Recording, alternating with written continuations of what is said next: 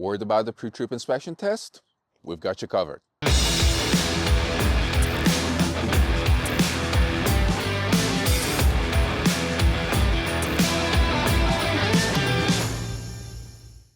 This interior inspection question asks you, required mirror or window glass fails to provide the required view to the driver as a result of being cracked, broken, damaged, missing, or maladjusted.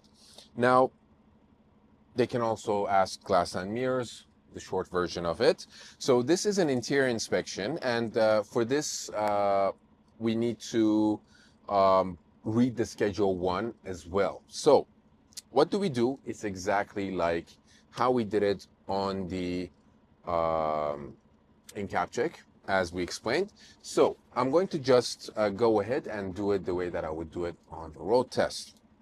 As an applicant, I would say, required mirror or window glass fails to provide the required view to the driver as a result of being cracked, broken, damaged, missing, or maladjusted is a minor defect. When we have a minor defect, we write it in the inspection book, report it to the operator, and we are allowed to drive the vehicle. So the driver's side mirror, it doesn't have any cracks, any damages. The hood mirrors, no cracks, no damages. The passenger side mirror, no cracks, no damages. All of them provide clear view, and all of them are adjusted to me. The windshield, it doesn't have any cracks, any damages, and the windshield provides the clear view to me as well. And that's it.